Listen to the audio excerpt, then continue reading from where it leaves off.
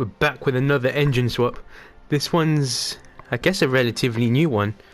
This is the Ferrari 458 engine in the Alfa 4C.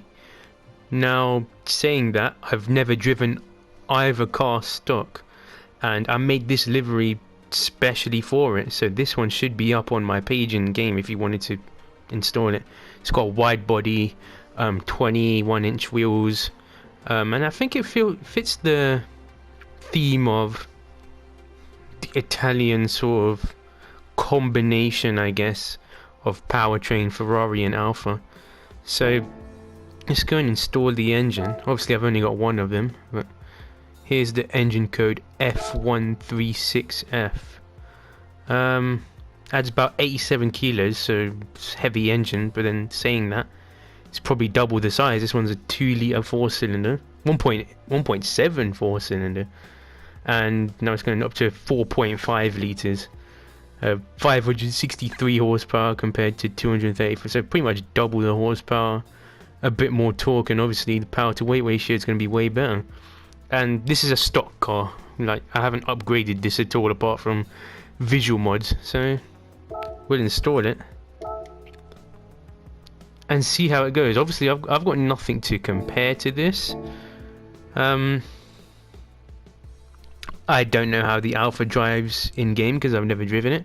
I haven't even driven the Group 4 or Group 3 cars, but this is going to be way faster than them.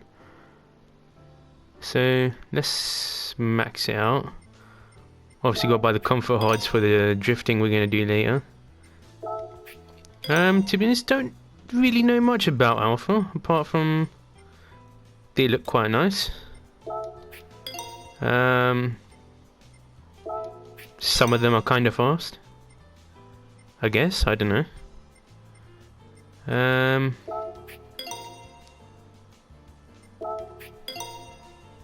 Yeah, I think one of my mates, Alec, I think his name, his Twitch name and stuff is not called Alec. He loves this car. This is like his favorite car in the world. He made like a rallycross tune for it and everything, and he made his own livery for it. And I'm like, oh, okay. Actually, I don't want to buy that. So he's somehow addicted to this Alfa 4C. I don't know what it is about it. I mean, it does look nice. Very small in real life. I've seen one in real life, but yeah, they're very tiny. They're like MX-5 sized, maybe even smaller. I don't know if these are like removable hardtop cars, but that's something to find out later. So we're already at nearly 700 horsepower.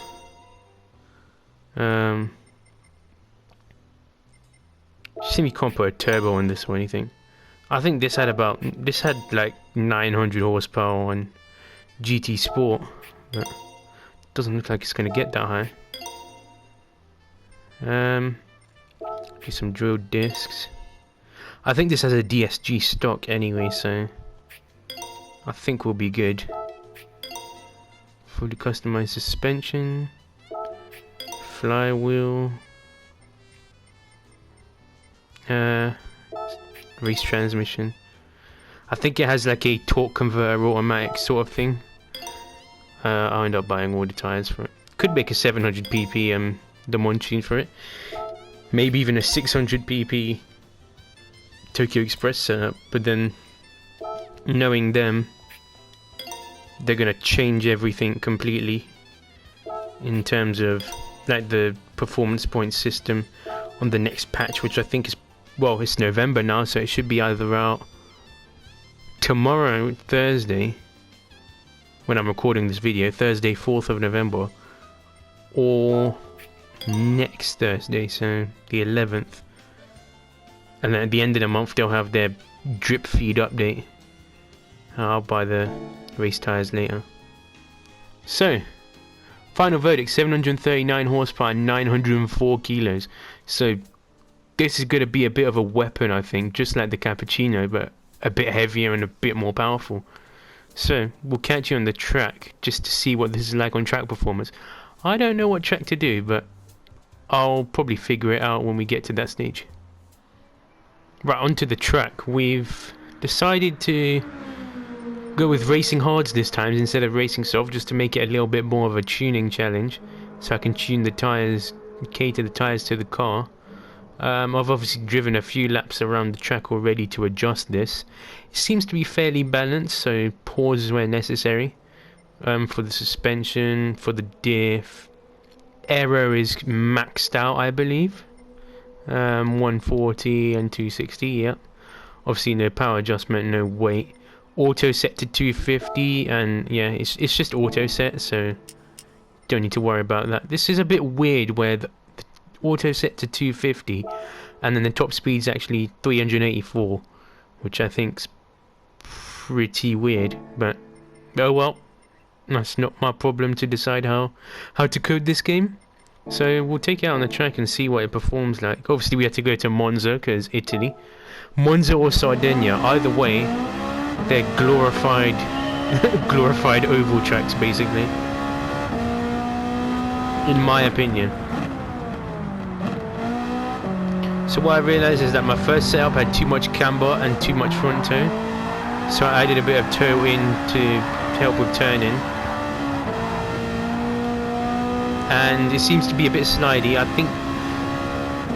think overall, if you want to throw it around the corners and it be relatively flat so it has the maximum amount of grip, I'd suggest stiffening up the natural frequency and maybe the roll bars. But then, for example, you won't have very good curb stability when driving over the curbs. When I tuned before, I couldn't take this corner really flat out, but now I can. It's a little bit... oh, I braked way too late there. But it seems a bit like wobbly under braking.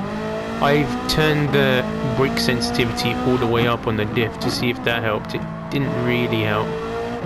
So it might just be the camber, it's making it a bit unstable under braking. Because it's not obviously not a completely full tyre contact patch on the ground. But brakes are good, turning is good. It's fairly balanced car if I can drive it properly. I even have all the aids on because I'm not very familiar with... I mean, Monza's a pretty, I say quote unquote basic track to learn, but I'm not very good at seeing braking points and judging braking points depending on the car and stuff.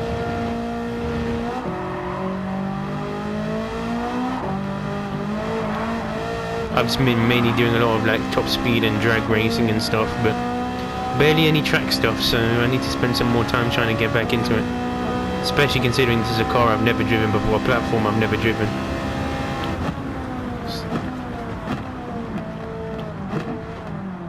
See here, I could have braked a bit later.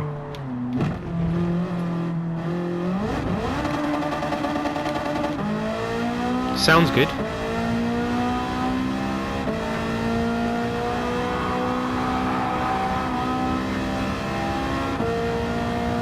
Downforce helping me out there.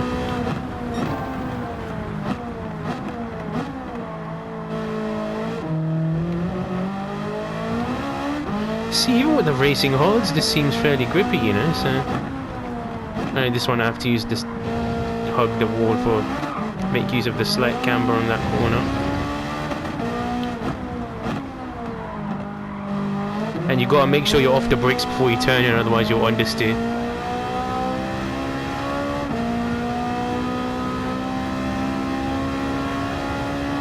Something that a brake balance controller might be able to sort out.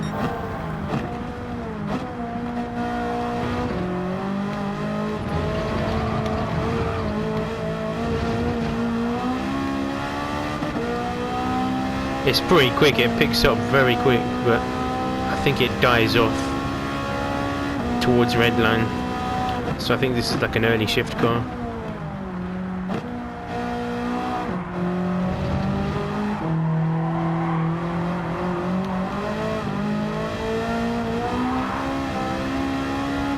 Right, so that's a lap of Monza.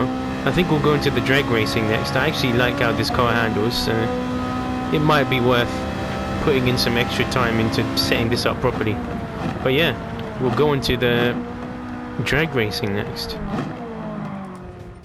Right, so just finalizing this drag tune. Oh, if you wanted to have a look at it, I will pause where necessary if you wanted to copy it. The auto set is at 250 again, just like the track tune, because wouldn't really know how to. Well, couldn't be bothered to do a transmission flip. So let's have a look.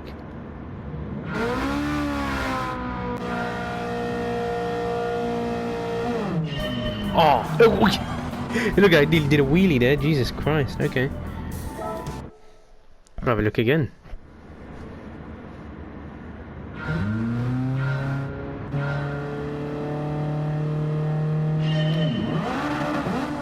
Oh my gosh.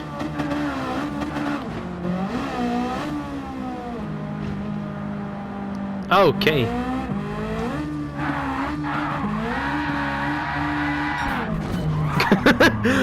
Okay.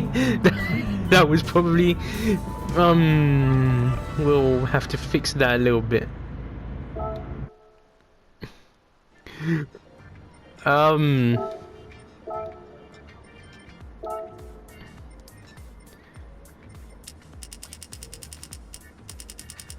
Turn that down a bit.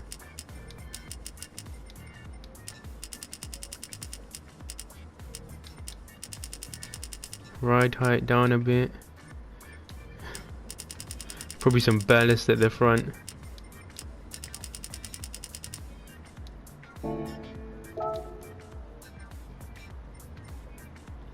There you go, copy that if you want to at this stage. We'll see how that goes again.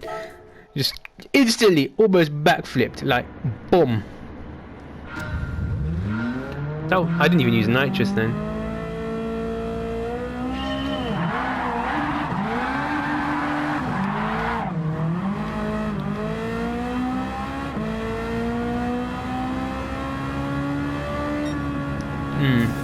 That wasn't particularly good. We'll give it another go.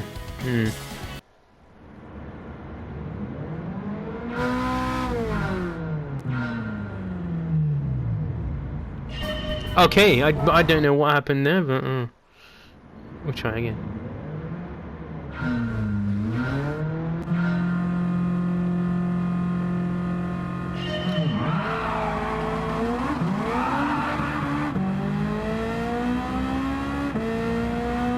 $130, $140, $150, ooh, 10.2. Don't know. We'll give it another go and see what it turns out to be with nitrous, obviously.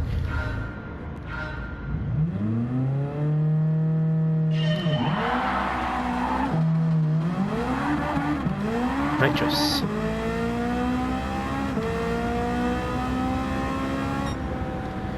$9.7. This tune definitely needs way more adjustment in terms of obviously tuning it up for grip. First tune didn't go particularly well, but I'll keep that in. But this one is okay. I just need to work on my reaction time. No way I'm getting beaten by a Honda. No way. You can see the front wheels still want to come up on the replay. But yeah, I guess that's an okay tune. We'll find a drift lobby on a track and see what it turns out to be like. Finally, obviously, we're going to do the drift setup. Obviously, don't need the weight. Don't need much downforce. I think our auto set to like 200 this time.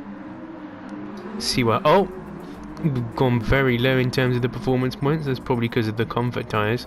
So yeah, pause if you need to, if you want to have a look at this tune. We found a lobby, a Japanese lobby.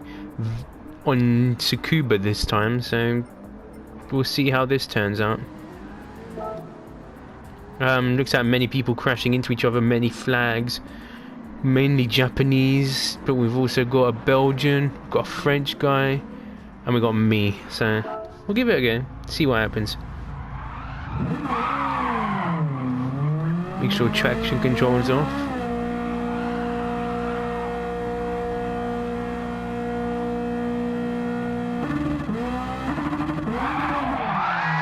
Okay. Okay. Okay, everyone's lagging. This does want to go sideways, eh?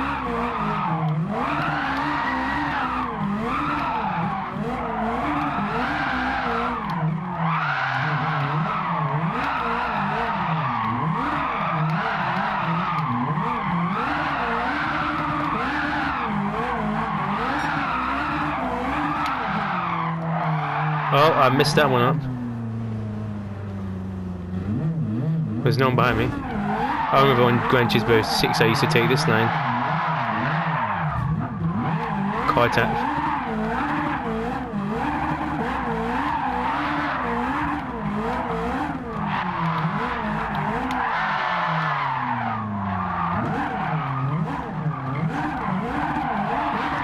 It seems very, very scatty.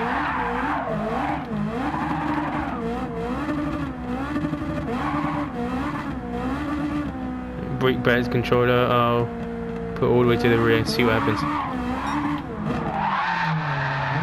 Oh, that leg spike.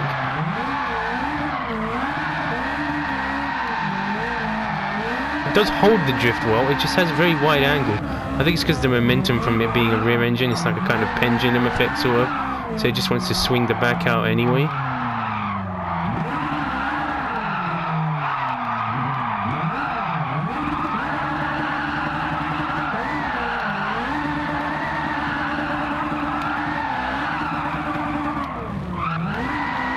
It's like that GT86 with the Ferrari engine.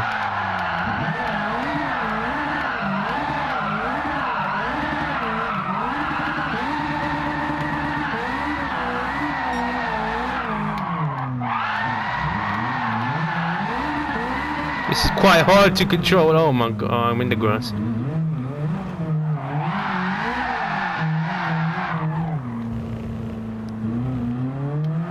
This is quite hard. I'm putting on like a kind of sweat face right now.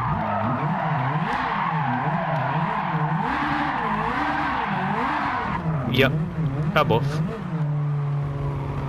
I'm not gonna ruin this guy's drift. Let him pass. Oh my god, okay.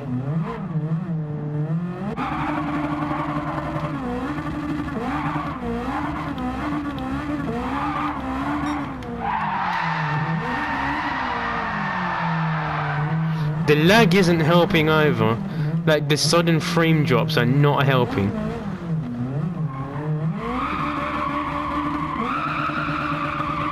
We'll give it one more go. I'd say final remarks as I feel around the track. Definitely more suited as a track car. Like sort of time attack car sort of thing. Drag car obviously needs some work, and drift car definitely needs some help as well. But saying that, the brake seems to be working better than the handbrake.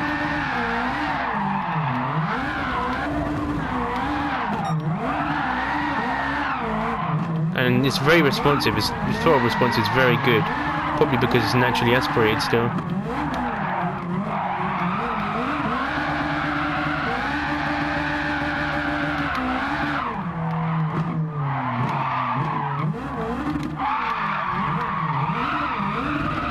You just flick it around the corner because it's so...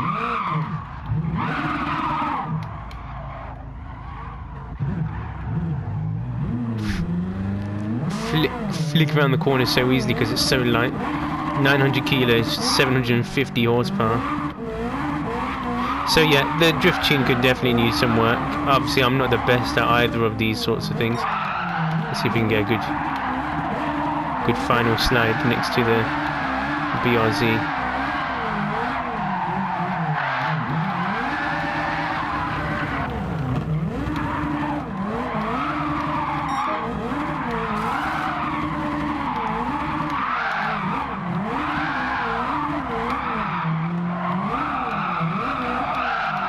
That's the new Skyline thing.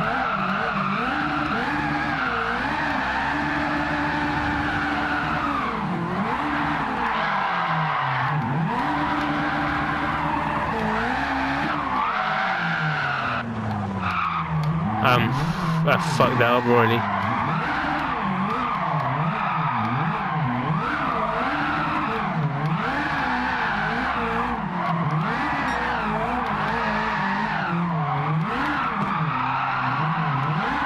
That's what we call grassroots drifting right there.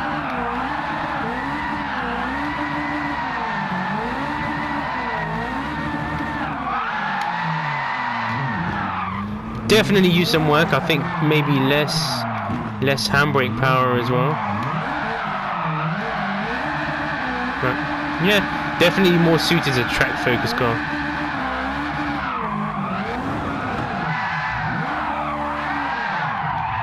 Oh, that dodge! I dodged him so nicely. That was satisfying.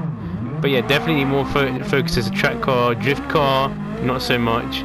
Drag car, if you can get the nose tip to be down, I reckon this could be pretty good. I'm surprised the Cappuccino didn't actually flip over, but turns out this was the first car to want to flip over.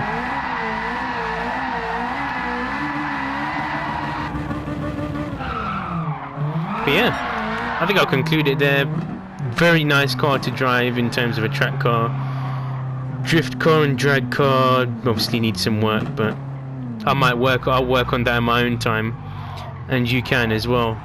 So yeah, thanks for watching the video. Hope you like the livery as well. That's available on my page now. And yeah, I'll see you in the next video.